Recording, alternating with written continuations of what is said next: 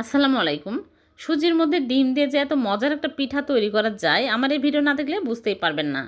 একদম ফুলকো ফুলকো, খেতে কিন্তু দারুণ টেস্টি হয়। আশা করছি আপনাদেরও ভালো লাগবে। তাহলে চলুন রেসিপি শুরু করি। প্রথমে একটা বোলের মধ্যে নিয়ে নিচ্ছি সুজি। এখানে আমি 1.5 কাপ সুজি নিয়েছি। আর এর মধ্যে দিয়ে দিচ্ছি স্বাদ মতো লবণ। আর এখানে নিয়েছি চিনি 2 টেবিল চামচ। আর দিয়ে দিচ্ছি দুধ, গুঁড়া দুধ দিয়ে দিচ্ছি 2 চামচ। আর এখানে নিয়েছি এলাচের গুঁড়া সামান্য পরিমাণে সুন্দর ফ্লেভারের জন্য। আর একটা ডিম ভেঙে দিয়ে দিচ্ছি। এখন ভালো করে সবগুলো একসাথে মিশিয়ে নিব। তারপরে দিয়ে দিচ্ছি লিকুইড দুধ। এখানে ঠান্ডা লিকুইড দুধ দিয়ে দিচ্ছি। আগে জাল করে ঠান্ডা করে দিতে হবে, গরম দুধ কিন্তু দেওয়া যাবে না। এখন আমি ভালো করে সবগুলো মিশিয়ে নিব। মেশানো হয়ে গেলে আমি ঢেকে রেখে দেব 10 মিনিট।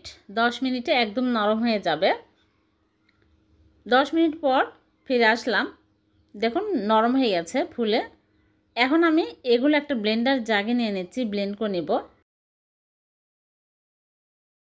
একদম মিহি করে পেস্ট করে নিতে হবে।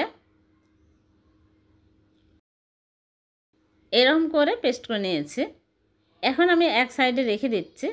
আর এদিকে আমি চুলে একটা প্যান বসিয়ে দিয়েছি। প্যানটা গরম হয়ে গেলে দিয়ে দিচ্ছি ঘি 1 চামচ।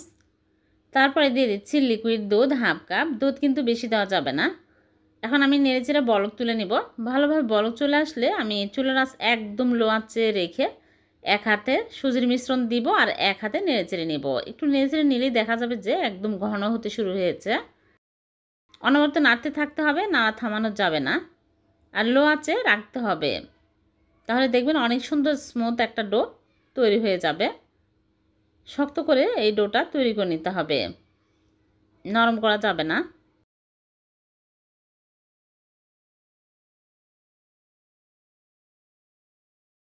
এইরকম শক্ত হলেই চুলা থেকে নামিয়ে একটা প্লেটে ঢেলে নিচ্ছি, নিয়ে ঠান্ডা করে নিব। ঠান্ডা হয়ে গেলে আর একটু শক্ত হয়ে যাবে। এখন আমি ভালো করে মথে নেব।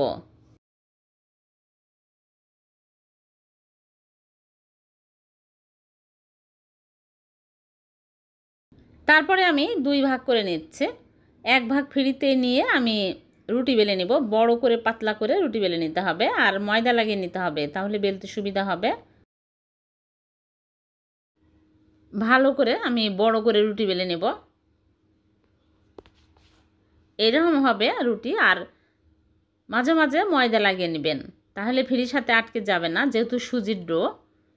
তারপর একটা নজেল নিয়েছি। এই ছোট সাইজের নজেল দিয়ে আমি কেটে নিচ্ছি। আপনারা চাইলে কৌটার ঢাকনা অথবা কুকি কাটার দিয়েও কেটে নিতে পারবেন।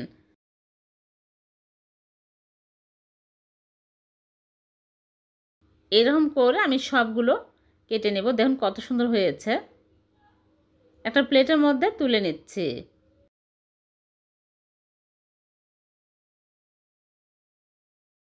সবগুলো বানিয়ে প্লেটের মধ্যে তুলে নিয়েছি। এখন আমি এগুলো গরম তেলের মধ্যে দিয়ে ভেজে নেব। আগে থেকে চুলা প্যানে তেল দিয়ে তেল কিন্তু হাই হিটে গরম করে নিতে হবে, তাছাড়া কিন্তু এগুলো ফুলবে না। দেখুন দেওয়ার সাথে সাথে অনেক সুন্দরভাবে ফুলে একদম উপরে ভেসে উঠছে। তেল ভালো করে হাই হিটে গরম করে তারপরে হাই হিটে ভাজতে হবে। দেওয়ার সাথে সাথে একদম ফুলে বলের মতো হয়ে যাচ্ছে। আমি 2 ব্যাচে ভাজবো, একবারে হবে না। যখন এরকম সুন্দর কালার হবে তখনই তুলে নিতে হবে। অনেক সুন্দর কালার আসছে আর সবগুলো ফুলে গেছে। এখন আমি সবগুলো ভেজে তুলে সার্ভ করে নিলাম। হয়ে গেল সুজির মজাদার ফুলকো ফুলকো কিউট পিঠা। এভাবে বানিয়ে দেখবেন, খেতে এতটাই টেস্টি হবে, অনেক মজার হয়েছে।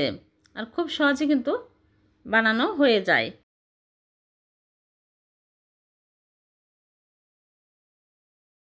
আজকে আমি বাদামের মধ্যে ডিম দিয়ে ভীষণ সুস্বাদু একটা রেসিপি করে দেখাবো। এই রেসিপি সম্পূর্ণ ইউনিক হবে আর খেতে হবে অনেক সুস্বাদু। আর খুবই কম সময়ে বানিয়ে নেওয়া যায়। আশা করছি আপনাদের ভালো লাগবে। তাহলে চলুন দেখে নেই। প্রথমে এখানে আমি নিয়ে নিচ্ছি চীনাবাদাম 1/2 কাপ। এখন আমি এর মধ্যে দিয়ে দিচ্ছি ফুটন্ত গরম পানি। দিয়ে আমি ভালো করে মিশিয়ে তারপরে রেখে দেব 5 মিনিট। 5 মিনিটে একদম স্কিনগুলো নরম হয়ে যাবে, তখন তুলতে সুবিধা হবে। 5 মিনিট পর দেখুন এরকম করে একটু ডলা দিলে অনেক সুন্দরভাবে উঠে যাচ্ছে। সবগুলো তুলে পরিষ্কার করে নেব। দেখুন অনেক সুন্দরভাবে পরিষ্কার হয়ে গেল। এখন আমি ভালো করে ধুয়ে নিব, ধুয়ে পানি ঝরিয়ে নিব। এখন আমি এর মধ্যে দিয়ে দিচ্ছি 2টা ডিম ভেঙে। আপনারা চাইলে আরও বেশি ডিম দিতে পারবেন। আর এর মধ্যে দিয়ে দিচ্ছি গুঁড়া দুধ 1/2 কাপ। গুঁড়া দুধ বেশি দিলে খেতে আরও বেশি টেস্টি হবে। তারপরে দিয়ে দিচ্ছি লিকুইড দুধ 1/2 কাপ। লিকুইড দুধ ঠান্ডা দিতে হবে, আগে জাল করে ঠান্ডা করে দিয়ে দিলাম। আর চিনি 1/4 কাপ। চিনি স্বাদ মতো দিতে হবে, স্বাদ মতো লবণ দিয়ে দিচ্ছি। এখন আমি ভালো করে মিশিয়ে নিব। গরম দুধ কিন্তু দেওয়া যাবে না, দুধ জাল করে ঠান্ডা করে তারপরে দিতে হবে। যেহেতু ডিম আছে, গরম দুধ দিলে ভালো হবে না। আর ভ্যানিলা এসেন্স দিয়ে দিচ্ছি 1 চামচ। ডিমের গন্ধ লাগবে না, সুন্দর ফ্লেভার পাওয়া যাবে। এখন আমি এগুলো একটা ব্লেন্ডার জারের মধ্যে নিয়ে নিচ্ছি, ব্লেন্ড করে নিব। একদম স্মুথ করে পেস্ট করে নিতে হবে, যেন লাঞ্চ না থাকে। ভালো করে পেস্ট করে নিয়েছি, এরকম হয়েছে। এখন আমি এক সাইডে রেখে দিচ্ছি। আর এদিকে চুলে একটা প্যান বসিয়ে দিয়ে দিচ্ছি চিনি। এখানে 1/2 কাপ চিনি দিয়ে দিচ্ছি। চিনি দিয়ে আমি চিনি যখন গলতে শুরু হবে তখন আমি নেড়ে চেড়ে গলিয়ে নিব। চিনি গলে যখন হালকা কালার হবে তখনই আমি সাথে সাথে চুলা থেকে নামিয়ে নিব, বেশি কালার করা যাবে না। এরকম কালার হলে চুলা থেকে নামিয়ে একটা মোল্ড নিয়েছি, এই মোল্ডে ঢেলে নিচ্ছি। সাথে সাথে ঢেলে নিতে হবে। তারপরে আমি মোল্ড ধরে এইরকম করে ছড়িয়ে দেব, দিয়ে আমি এক সাইডে রেখে দিচ্ছি ঠান্ডা হওয়ার জন্য। আর এদিকে আমি বাদামের মিশ্রণের মধ্যে দিয়ে দিচ্ছি আরও 1/2 কাপ লিকুইড দুধ। বেশি দুধ দেওয়া যাবে না, 1/2 কাপ লিকুইড দুধ দিয়ে ভালো করে মিশিয়ে নেব। তারপরে আমি এই মোল্ডের মধ্যে ঢেলে নিচ্ছি। ক্যারামেল কিন্তু ঠান্ডা হতে হবে। ঢেলে নিলাম। তারপরে একটা ফয়েল পেপার দিয়ে মুখটা ভালো করে আটকিয়ে নেব, ঢাকনা দিয়ে ঢেকে দিলেও হবে। তারপরে পানির ভাপে দেওয়ার জন্য আগে থেকে চুলে একটা প্যানে পরিমাণ মতো পানি দিয়ে একটা স্ট্যান্ড বসিয়ে দিয়েছি, আর পানি ফুটে উঠেছে। এখন আমি এই ফুটন্ত পানির মধ্যে এই মোল্ড বসিয়ে দিচ্ছি, দিয়ে আমি চুলার আঁচ মিডিয়াম আঁচে করে জাল করব 15 থেকে 20 মিনিট। এক এক চুলার আঁচ এক এক রকম, কম বেশি লাগতে পারে। 20 মিনিট পর ফিরে আসলাম। এখন আমি ফয়েল পেপার খুলে কাঠি দিয়ে চেক করে দেখছি, কাঠি ক্লিনভাবে বের হয়েছে, তার মানে হয়ে গেছে। এখন চুলা থেকে নামিয়ে আমি নর্মাল ফ্রিজে রেখে দিব। ভালোভাবে সেট হলে বের করে কেটে আপনাদেরকে দেখাবো। ফিরে আসলাম, নর্মাল ফ্রিজ থেকে বের করে নিয়ে আসলাম, সেট হয়ে গেছে। এখন আমি সাইড দিয়ে এইরকম করে একটু কেটে নিব, তাহলে খুব সহজে মোল্ড আউট করা যাবে। খুবই মজার এই বাদামের পুডিং, আপনারা বাড়িতে বানিয়ে দেখবেন, অনেক টেস্টি হয়, অনেক টেস্টি হয়। এখন আমি মোল্ড আউট করে নিলাম, খুব সহজে কিন্তু মোল্ড আউট হয়ে গেল। এখন আমি কেটে আপনাদেরকে দেখাচ্ছি কতটা মজার হয়েছে। উপর দিয়ে আমি চেরি ফল দিয়েছি। এখন কেটে নিচ্ছি, কেটে সার্ভ করে নেব। খুবই মজার, এভাবে বানিয়ে দেখবেন, অনেক টেস্টি হয়। ছোট বাচ্চা বড় সবাই অনেক পছন্দ করবে, আর খুবই কম সময়ে হয়ে গেল।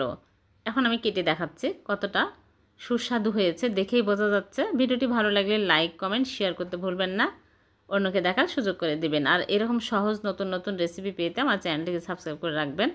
আবার দেখা হবে এরকম নতুন কোনো রেসিপিতে। আল্লাহ হাফেজ।